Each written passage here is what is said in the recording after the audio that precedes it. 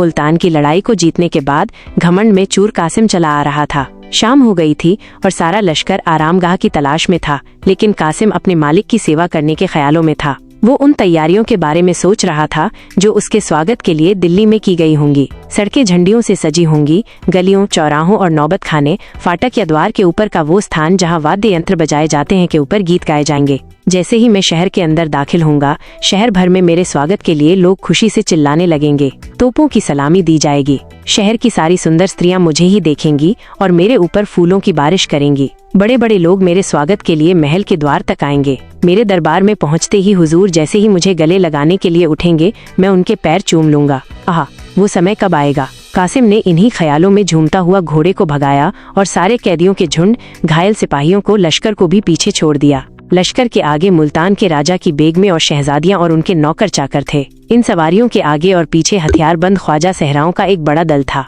कासिम अपनी धुन में घोड़े को आगे बढ़ाए जा रहा था। तभी अचानक उसने एक सजी हुई पालकी में से दो आंखों को बाहर झांकते हुए देखा। कासिम 2 पल के लिए चौंक सा गया। उसे अपने दिल में एक कंपकंपी सी महसूस हुई। वो नजरें कासिम के दिल के किसी एक कोने में घर कर गई। उसके सामने वही 2 आंखें घूम रही थी। उसके दिल में एक मीठी मीठी चुभन सी, एक बेसुधी सी होने लगी। उसका रोने को मन कर रहा था। उसके दिल में दर्द का एहसास जाग गया था, जो प्यार की पहली मंजिल होती है।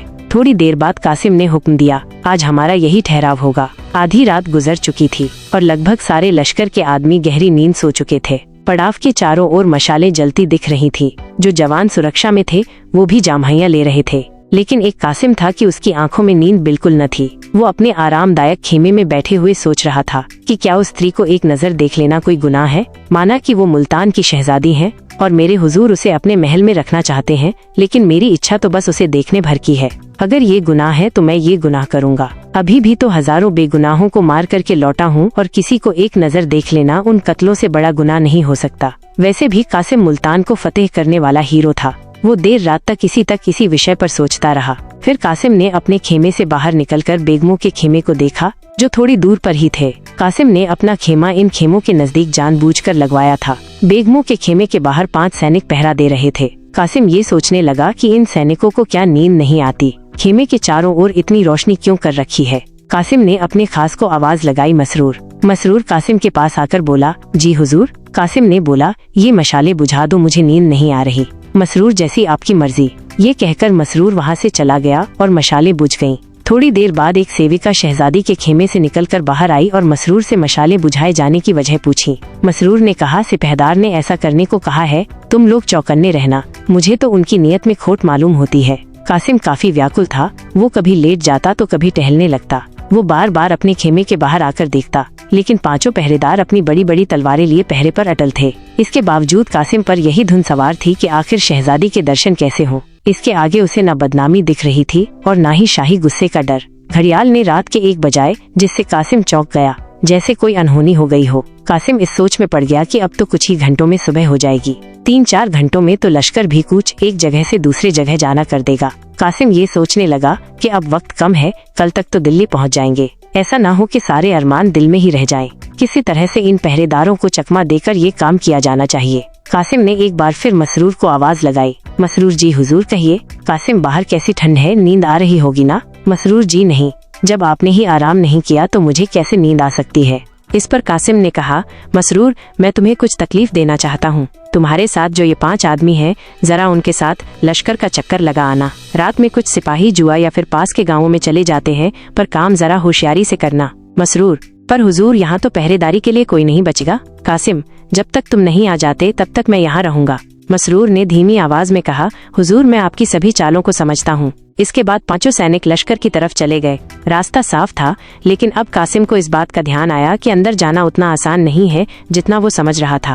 अब चारों तरफ सन्नाटा था और कासिम दबे पांव शहजादी के खेमे की ओर आया। खेमे के पास आकर पहले कासिम ने ये तसल्ली कर ली कि कोई होना। जब उसे इत्मीनान हो गया तो उसने चाकू निकाला और कांपते हुए खेमे की रस्सियां काट दी। अब खेमे के अंदर जाने का रास्ता बनाया तो उसने अंदर एक दीपक जलता हुआ देखा और फर्श पर सोई हुई 2 दासियों को पाया। शहजादी एक आरामदायक मखमली गद्दे पर लेटी हुई थी। कासिम ने अपनी हिम्मत बढ़ाई और सरक कर खेमे के अंदर घुस गया। वो दबे पांव शहजादी के पास गया और उसे देखने लगा। अब उसके अंदर वो डर नहीं था जो खेमे के अंदर घुसते वक्त हुआ था। करीब 1 मिनट तक बिना पलक झपके कासिम शहजादी को देखते रहा। कासिम शहजादी की खूबसूरती को देखकर देखता ही रह गया। उसकी बेचैनी ने अब इच्छा का रूप धारण कर लिया। उस बेचैनी में एक व्याकुलता थी, एक पीड़ा थी जो उसे आनंद दे रही थी। कासिम का दिल उस खूबसूरत शहजादी के पैरों में सिर रखने का कर रहा था, रोने को हो रहा था। यहाँ तक कि उसका दिल उस सुंदरी के कदमों में अपनी जान देने का कर रहा था। उसके मन में अजीब सा एहसास होने लगा और वो वासना की लहरों में फंसता चला गया।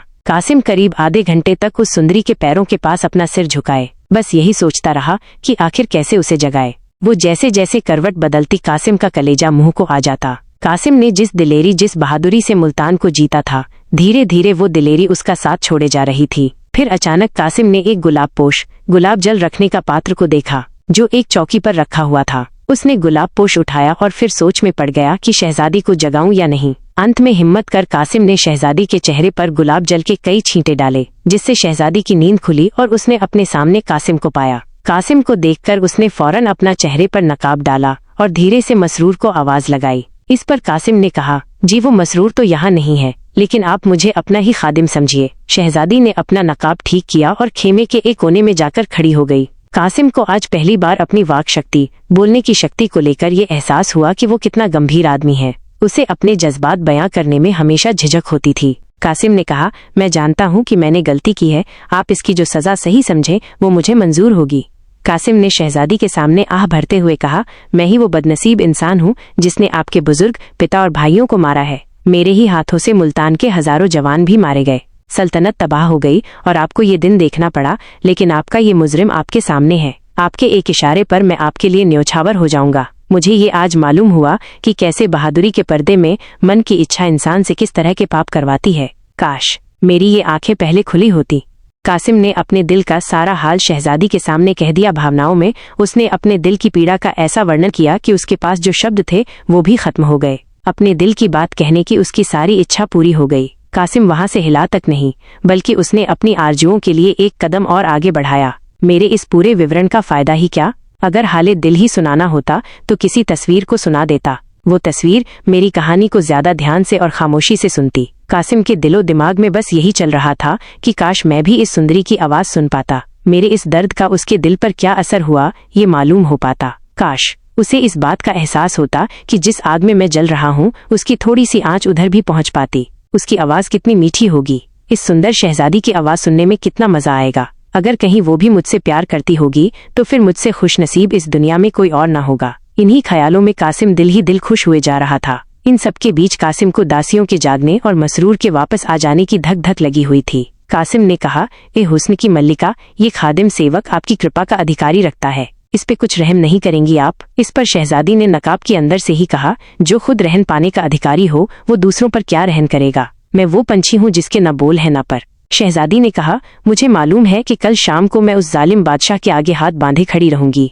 कौन शख्स ऐसी जिंदगी की इच्छा रखेगा? आगे शहजादी ने आह भरते हुए कहा, मुल्तान की शहजादी एक जालिम और पापी इंसान की वासना का शिकार होने को मजबूर है। आप मुझे मेरे हाल पर छोड़ दीजिए। मैं तो हूँ ही बदनसीब, ऐसा ना हो कि आपको भी मेरे साथ साथ शाही गुस्से का शिकार बनना पड़े। दिल में तो बहुत बातें हैं, पर क्यों कहूँ, उससे क्या ही हासिल हो जाएगा। आप बहादुर भी हैं और आप में खुददारी भी है। खुदा आपको बरकत दे। मुझे आपसे कोई शिकायत नहीं है। मुझे आज मालूम हुआ कि मोहब्बत कितनी पाक है, जो उस दामन में भी मुंह छुपाने से परहेज नहीं करती जो मेरे अपनों के खून से सना पड़ा है। आपसे मेरी बस यही विनती है कि आप इस गरीब को भूल मत जाना। ये पल मेरे दिल में हमेशा एक मीठी याद बनकर रहेगा। उस कैद में यही सपना मेरे दिल को सुकून दिया करेगा। अब आप इस सपने को तोड़िए मत और खुदा के वास्ते जाइए यहाँ से, इससे पहले कि मसरूर आ जाए। वो बड़ा ही जालिम किस्म का है। मुझे तो ये आशंका है कि उसने आपको धोखा दिया है। इसमें भी कोई शक नहीं कि कहीं वो यहाँ ना छिपा बैठा हो। उससे आप थोड़ा होशियार रहिएगा। अब आप जाइए, खुदा हाफिज। ये सब सुनने के बाद कासिम ख्यालों में डूब गया। उसने जो कभी सपने में भी नहीं सोचा था वो पूरा हो गया। वो गर्व से फूला न समा रहा था। वो अपने आप को दुनिया का सबसे खुशकिस्मत इंसान समझ रहा था। कासिम के दिल ने कहा, मैं इस खूबसूरत स्त्री के लिए क्या कुछ नहीं कर सकता? मैं क्यों डरूं बादशाह से? मैं बादशाह का गुलाम नहीं हूँ। मेरी बहादुरी की किसी भी दरबार में कद्र हो सकती है। मैं इस गुलामी की जंजीर को तोड़ डालूंगा और एक ऐसे देश में जाकर बस जाऊंगा जहाँ बादशाह तो क्या उसके परिंदे भी ना आ सकें। हुस्न का आशीर्वाद हो तो मुझे किसी और चीज की इच्छा नहीं। मैं अपनी इच्छाओं का गला क्यों घोटूं? इन्हीं विचारों को मन में सोचते हुए कासिम ने तलवार निकाली और बोला, जब तक मुझ में दम है तब तक आपकी और कोई आंख उठाकर भी नहीं देख सकता, चाहे फिर वो बादशाह ही क्यों ना हो। मैं दिल्ली के हर कूचे में खून की नदियां बहा दूंगा, पूरी सल्तनत को तबाह कर दूंगा। अगर कुछ नहीं कर पाया तो मर मिट जाऊंगा, पर आपका अपमान होते नहीं देखूंगा। शहजादी धीरे धीरे कासिम के करीब आई और बोली, आप पर पूरा भरोसा है मुझे, पर आपको मेरे लिए थोड़ा तो सब्र करना होगा। आपकी खातिर मैं हर तरह की तकलीफ सह लूंगी। आपका प्यार ही मेरी हिम्मत बनेगा। इस बात का यकीन है कि आप मुझे अपना समझते हैं, मेरा सहारा बनेंगे। न जाने तकदीर हमें फिर मिलाए या नहीं। इस पर कासिम ने अकड़ते हुए कहा, हम लोग दिल्ली जाएं ही क्यों, भरतपुर जा सकते हैं। शहजादी ने कहा, पर हिंदुस्तान से बाहर थोड़े न जा सकते। जंगलों और वीराने में जिंदगी चैन से नहीं बीतेगी। आप असलियत से मुंह मत मोड़िए। माना खुदा ने आपको बहादुरी बख्शी है, पर तेगे इस्फानी भी तो पहाड़ से टकराएगी तो टूट ही जाएगी। शहजादी की बात सुनकर कासिम का जोश थोड़ा ठंडा हुआ। कल्पना की दुनिया का जो भ्रम उसकी आंखों पर था वो हट गया। उसे अपनी बेबसी साफ साफ दिखाई देने लगी। कासिम बोला, अगर आपको मेरे साथ जंगलों में जिंदगी बिताना पड़े तो क्या।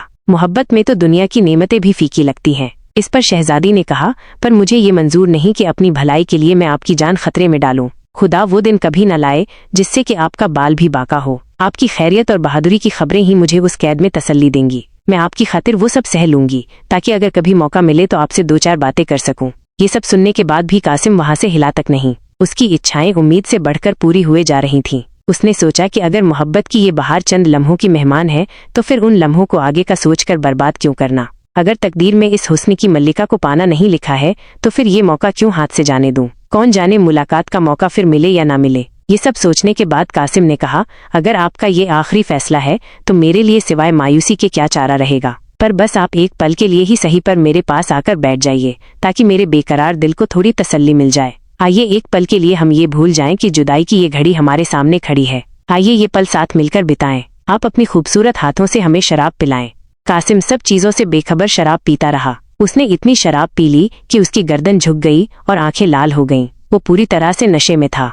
फिर अपनी लालसा भरी आंखों से वो शहजादी की तरफ बढ़ा ही था कि घड़ियाल ने सुबह के 4 बजाते हुए जोर से कूच के डंके को बजाया, जिसकी दिल छेदने वाली आवाज कासिम के कान में आई। कासिम की बाहें खुली की खुली रह गई। दासियां भी उठ बैठी और शहजादी भी वहां से उठ खड़ी हुई। बेचारा कासिम अपने दिल की इच्छाओं लिए खेमे से बाहर निकल आया। जब वो अपने खेमे में आया तो उसका दिल कई सारी इच्छाओं से भरा हुआ था। उससे रहा नहीं गया और कुछ देर बाद उन इच्छाओं ने लालसा का रूप भरा। और अब जब वो बाहर निकला तो उसका मन बुरी इच्छाओं और लालच से भरा हुआ था। उसके मन की इच्छाएं उसकी आत्मा के लिए लोहे की जंजीर बन गई थी।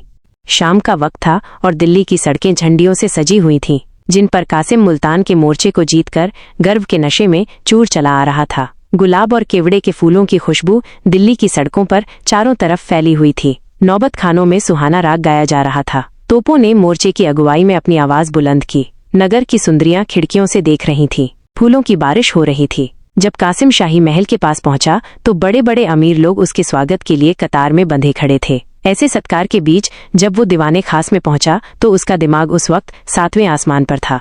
बादशाह के पास पहुंचते ही उसने शाही तख्त को चूम लिया। बादशाह भी मुस्कुराते हुए अपने तख्त से उतरे और कासिम को गले लगाने के लिए आगे बढ़े। कासिम अपने हुजूर के पैर चूमने के लिए झुका ही था कि मानो उसके सिर में एकाएक जैसे कोई बिजली गिरी। बादशाह का खंजर उसकी गर्दन पर पड़ते ही उसका सिर शरीर से अलग हो गया। खून के छींटे बादशाह के पैरों में, तख्त पर और उसके पीछे खड़े मसरूर की तरफ गिरे। नीचे पड़ा धड़ एक पल में ही ठंडा हो गया, लेकिन हसरत की मारी हुई दोनों आंखें देर तक दीवारों की तरफ ताकती रहीं। थोड़ी देर में वो भी बंद हो गईं। लालसा ने तो अपना काम पूरा कर दिया था।